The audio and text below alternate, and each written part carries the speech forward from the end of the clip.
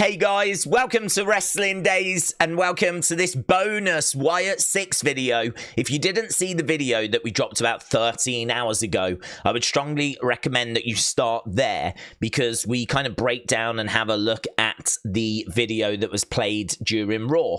Bo Dallas, of course, sat down watching that TV screen. We talk of some of the theories, some of the thoughts surrounding that.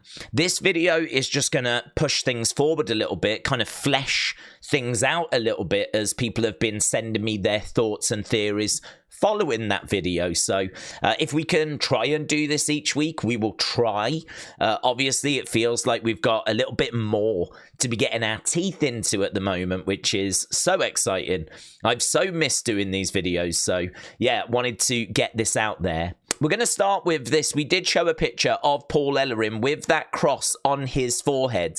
And we did say in the video last night, we didn't think it was connected to the Wyatt Sicks because, you know, Paul Ellering has been around for weeks and weeks and weeks. So have the Wyatt Sicks. It would be a bit strange for him to now all of a sudden just do this out the blue. And we thought it would be connected to Kevin Sullivan, who sadly passed away last week. And Paul Ellering came out around the same time as that video dropped and said the Final Testament pays tribute to Kevin Sullivan. R.I.P. Taskmaster. So it was what we thought, but it was just nice to kind of get that confirmed. So Paul Ellering paying respect to an old friend. Yes, this was Big Slam X. Shout out to you. I am the color red. Shout out to you as well. So he's so excited about this, and he should be. I feel his energy and his anxiety. It's good anxiety that he has. He's pacing back and forth. It's similar to Watch It's Eerie in a way, but also so comforting because Wyndham was very similar. So Chad talking about this story, talking about the Wyatt Sicks, talking about Bo, talking about Wyndham, talking about lots of stuff actually in an interview with Chris Van Vliet. That has dropped. You can watch it. I urge that you do. He talks about his career. He talks about his goals. He even touches on this story a little bit. In fact, we've got some stuff we can take a look at here. If we just go over and go full screen. So, obviously, this has all been taken from that. We'll read this bit, but obviously, I don't want to just read the whole interview. Go and watch the interview. But here, he was saying that it was quite a night when they arrived.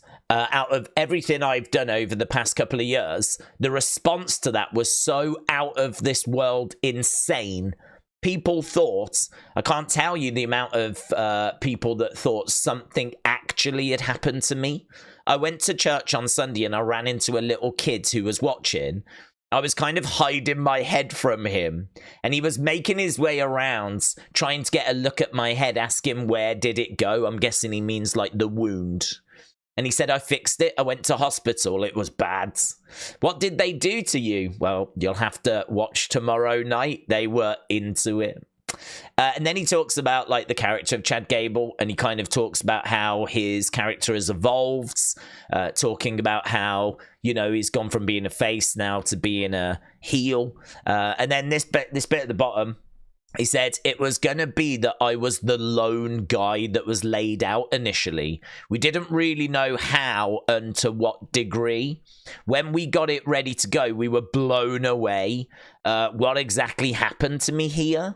So it kind of feels like originally he was going to be the only one that was going to be attacked, but then I think they had more people get involved, and obviously we had the massacre, and then, you know, the injury. I don't think that was kind of planned out the way that it was sort of delivered. Even they were asking, oh, what happened to the character? It's a real glimpse behind the scenes. You know, some of these things you can think are all absolutely perfectly scripted out. Everyone knows what they're doing exactly. Sometimes you can get to a point where you actually do it and you're like, ooh, what exactly has gone on here? And you might not actually have all the answers from a creative point of view. It's quite interesting, this. I love this kind of stuff. This is a real glimpse behind the scenes. So he says, we're not sure. We just ran with it. There was no plan. We kind of saw how it worked out, and it worked out to our advantage better than we expected, because the response to that from an audience standpoint was out of this world. It helped to intro the family, their aura, and they've been doing so great with that.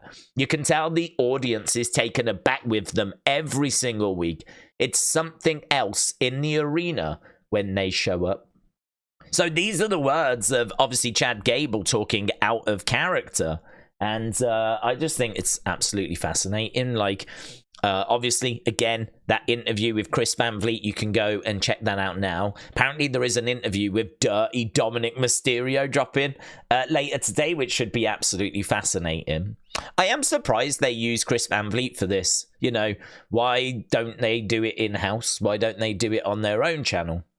You know, I'm not trying to cut Chris out, but I'm just saying, like, actually, if they're willing to have the superstars sit down and speak out of character, you would think that they would just put that content onto their own channel. So, I don't know. They're doing this now where we're getting a lot more WWE superstars sitting down with Chris, talking open and honestly. And, yeah, Chad Gable revealing some interesting stuff. Right, James Grant, shout out to you. Tagging me in this from Ivy Nile. Do I really need to explain myself? So that was Ivy's response to obviously attacking Maxine. And James just pointing out that she may now be on a collision course with Nikki. Right, this eye was shown up on screen. It was one of the images that flashed up. I feel like we have seen eyes before, and actually thinking about it, I think we are going to look at an eye later. So yes, this flashed up, and people have kind of like superimposed it over Alexa's eye, and they are of the opinion that it is the same.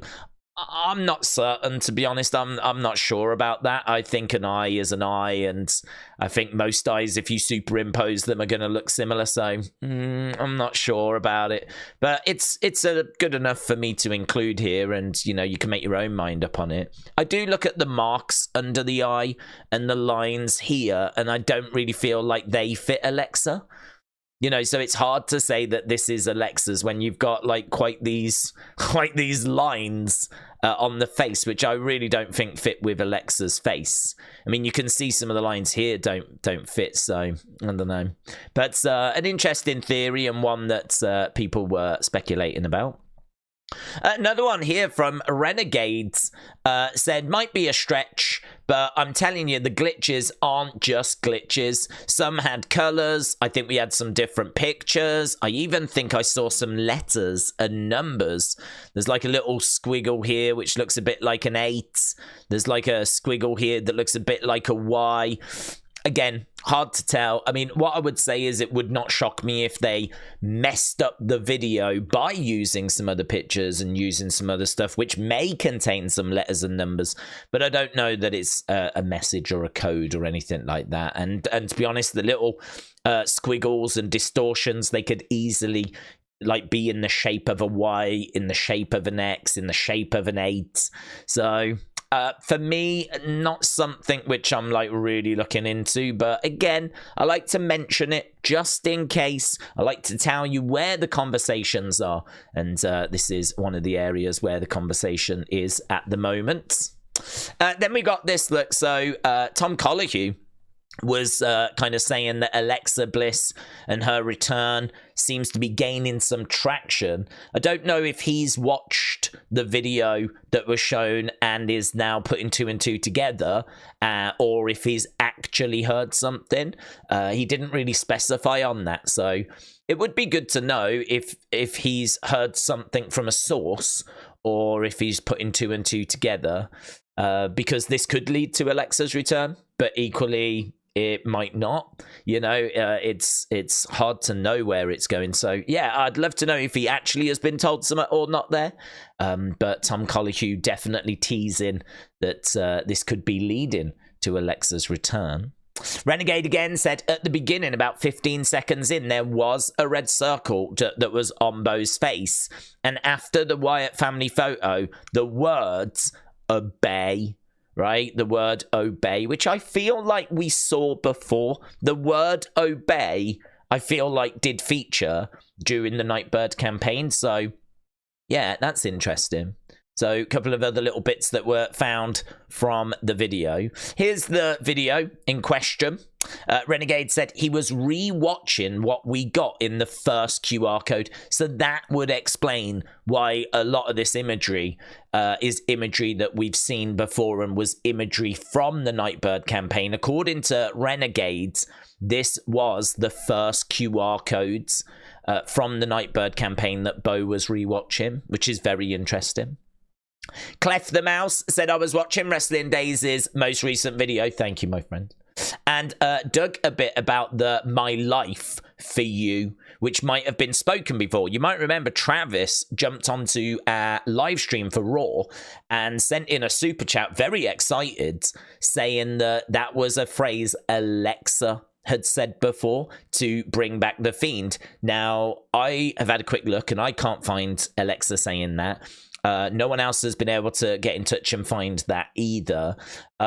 So, I don't know. I mean, if Travis is watching, give us deets. We would love to be able to find that moment. As I said, I did actually go back and rewatch several Raws in the build-up to WrestleMania 37, and I could not find her saying that. So, but maybe it wasn't that point. Perhaps it was a different point.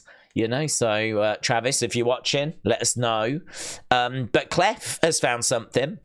So apparently here, look, going all the way back to 2015, My Life for You might have been spoken before. I found Luke Harper saying the exact line to Bray Wyatt in an in-ring promo all the way back in 2015. Isn't that amazing? I think that's amazing. So even if we don't find the Alexa thing, we do have it being spoken before by Luke Harper. My Life for You said it to Bray Wyatt. I think that's amazing. So Clef, well done, my friend. That is brilliant, brilliant work. And we know My Life for You is a line that was taken from The Stand, which is a novel which was written by Stephen King. And we know that from the documentary, Stephen King was a big inspiration to Bray. And I think what's really exciting about that is that that has now opened up that novel, that book, for obviously people to look into, and the amount of stuff that is being found. I can tell you, once we're done with this folder, we have a whole Stand folder that we need to have a look at, because there are so many connections to that book. That book feels like a massive, massive inspiration to Bray Wyatt. So, excellent work. Yeah, I just saw these TJF 1983. Look at these heads that are being created and painted. Headeration. I mean, I don't know if these go onto figures or what you actually do with them, but they look absolutely amazing. Erase Your Mind said the Firefly Funhouse back in 2019, right, points to Nikki's photo. The mention of triangle folk in the Muscle Man dance with the pictures of pyramids and pyramid symbols in the background. So just, you can see here the screen with the pyramids that were shown during that video, and you can see like we've got lots of pyramids that were used in the Firefly Funhouse. There's lots of imagery which connects back to the Funhouse, that connects back to Bray, as you would imagine. Dave said, I want you to read this. I think I'm onto something. Bray would cross out the eyes of his victims. What if Howdy Bo is in a room full of doors, and behind each one is the Wyatt Six's next target? By opening up the door, it means more violence to come. So what Dave is speculating there is that when we talk about opening up of the doors, it could be like a physical door, and behind that door is the next target for the Wyatt Six. I suppose the only thing I would say to that is it could be a physical door, but I don't feel like they're making this supernatural. Like the idea of their next target being behind a door, I just sort of struggle a little bit with, because everything so far has been presented as being in reality. So I don't know, kind of, I mean, it's hard to know where Bo is, isn't it? I suppose. You know, on that videotape, because I feel like it was another videotape that was being played. You know, are we seeing into someone's minds? If we are, I would ask, how are we doing that? Considering this is meant to be more based in reality than what we were getting from Bray before. So the idea of opening physical doors and targets being behind them may have worked when, 2021, when we had Burnt Fiend and all of that, but I'm not sure that this group kind of operates in that same realm, if you will. So yeah, tricky. I'm still of the opinion it's a mental door rather than a physical door, to be honest, but I wanted to include it because I'm sure that there are other people that are thinking along those similar lines, and so it's worth just having that quick conversation, isn't it? And I'm not claiming to be right. I'm just saying that at the moment I am, for me personally, leaning more towards it being a mental door. Al Haf said it's Bray's anniversary on Saturday. Do you think they could do something big on the Monday? I've included this because I get asked this a lot as well. I think for me, Bray's passing is a moment of remembrance. It's a moment of reflection. It's a moment to remember Bray. It's not really a moment to do something massive that's going to distract. For me, we remember Bray. We share our thoughts about Bray. We share pictures of Bray. We talk about our favorite moments of Bray. I feel like the show just goes on as normal. I think if that anniversary was on the day of Raw, I think we would do something to remember him. I think there'd be a video package. I could see there being something quite touching from the Wyatt Sicks, a moment where they're in the ring looking up to the heavens or something like that, you know. I don't know that we use it as a way to do something massive from a storyline point of view, because I don't know, maybe I'm off with this, but to me, we would be focusing on the wrong thing. We should be focused on Bray and remembering Bray rather than freaking out about, oh my God, here's Alexa, you know? So that's just my opinion. I don't think we do something big. If it was to fall on the day, then I think there's a chance that we would remember him in some way. As we said, video package, something like that. Dub said, I think the eye and the pyramid, it's a hint at the all-seeing guy, aka someone bigger than Howdy, is watching Uncle Howdy's progress as a leader. So the all-seeing eye, is there someone that is equal to Howdy, more powerful than Howdy that's on the way? Obviously, that would make us think of Alexa. Brandon said, in regards to this photo, and you asked why it was posted, during Bo's video, he mentions the full circle moment. Bo, is talking to Howdy, and other doors opening, meaning a tease of maybe Alexa. The Nightbird emoji. Her emoji goes with the flow of the VHS. I think this from Brandon is absolutely brilliant. I think this is brilliant. If you only watch this video for one thing, I would say this. I think this is brilliant. He does talk about a full circle moment. We have got, obviously, Uncle Howdy being shown. I don't know if that's Uncle Howdy's voice that you can hear. Some people are under the impression it's Braun Strowman's voice. I'm not sold on that, but yeah, I think Howdy's presence is definitely felt. And, you know, is it building towards the Nightbirds, the arrival of the Nightbirds? Is this basically the layout of the video that we saw on Raw? Brilliant. I love that from Brandon. I think that's such a good theory. Richard said, could this be interpreted as a door to a parallel underground that has now closed? Perhaps the person it was open for has now come through. And that's this tweet. So this was 3 hours ago. Nikki tweeted this out. It's now just a screen with static. Before, we had the pyramids, but now it's just a screen with static. So again, how do you interpret that?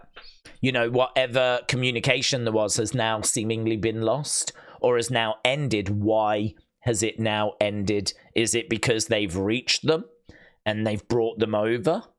It's a tricky one, that. It's a tricky one, but I like that theory by Richard. So, Erase Your Mind, chat out to you. So that's kind of where the conversation is. Obviously, everyone focused on doors, wanting to know what this door is. Is it mental? Is it physical? Are they trying to reach out to someone? Is Bo trying to unlock something new within himself? And again, hopefully that's just kind of fleshed out a few more things for you. But the other thing I wanted to look at was this, because there's loads in this folder. So here, this is all to do with the stand. My life for you is a line that was said last night. We know it was said in 2015. And we know that it comes from this book, right? Wrestle Knight said, I haven't finished the show, and I read the book a couple of years ago. I'm kind of a bit fuzzy. There is a character, though, called Mother Abigail in the book. How amazing is that? Mother Abigail, Sister Abigail. So Mother Abigail was in the book. Leads the good survivors of the Captain Trips plague. Anyone else think Triple H when they hear Captain Trips, right? Complete coincidence, of course. But apparently there was a plague which took out like 99% of mankind, and it was known as the Captain Trips plague. Claims to be a prophet of God. She is 108 years old, lives in a farmhouse near Hemingford Home, Nebraska. So there is a Mother Abigail character. Dave said, The Stand is one of my favorite books. Mother Abigail shows 4 chosen ones the way. So Mother Abigail leads people, I suppose, in a way that like Bray led people, and how Howdy is leading people. RH Mind said, it's known for a while, but The Stand has a lot of source material that has been a pick for Bray. Mother Abigail, a guardian and guiding essence. Trash Can Man said, my life for you. The lead antagonist is Randall Flack, who is a false prophet and the devil. Randall Flack from The Stand has 2 sides, like Funhouse Bray and The Fiend. Flack put on a super kind false front persona to gain followers, but in reality, he was the devil. So just like Funhouse Bray, just like The Fiend. The Fiend 91 said the book has a prologue that says the circle opens and an epilogue which says the circle closes. It's amazing, isn't it? I mean, I did not know about this book. I honestly can't remember if we've ever mentioned Mother Abigail. It does not ring a bell, so I don't know that we have. So to actually now have all of this, like, you can see the inspiration that Bray has taken from this. It's incredible. So Erasure Mind said, here's one. Captain Trips is a nickname for the shifting antigen virus that exterminates 99.4% of the human population in The Stand. Often the sign of Captain Trips was a buzzard, which was the eyes and the ears of Randall Flagg. Isn't that amazing? I feel like, I think there's quite a few coincidences that happen in wrestling, and, you know, take that, for example, with Paul Ellering putting the cross on his head, and it just so happened to be the same cross that Dexter's had, so you can understand why people thought it connected with the Wyatt Sicks, but it was kind of coincidental, if you will, right? But I just think there's so much in The Stand that needs to be looked at, that honestly, I feel like this has to be a major influence for Bray, doesn't it? There's just too much stuff here that's too similar. I think this has to have been a major influence. And it's not just this. We know that he took from, like, Greek mythology as well. He kind of mixed a load of stuff together. And we know there's other influences as well. So it certainly does not stop here. He mixed a lot of different things together. But yeah, I mean, this looks like a film, doesn't it? So that's a film which I will be very, very interested to go and watch.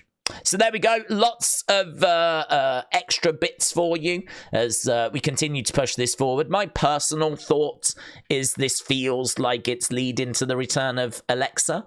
That's kind of what I think, more so than the return of, say, The Fiend, or bringing in Braun, or bringing in a new character for like Bo. I think this leads to Alexa. That's kind of where I am at the moment. But yeah, I'm going to do a video on the second channel today where we get your thoughts on this. So keep an eye out for the feedback request later. We'll get your thoughts and we'll do a video on the second channel. Thanks a lot for watching. Appreciate the support. I'll see you next time. Bye for now.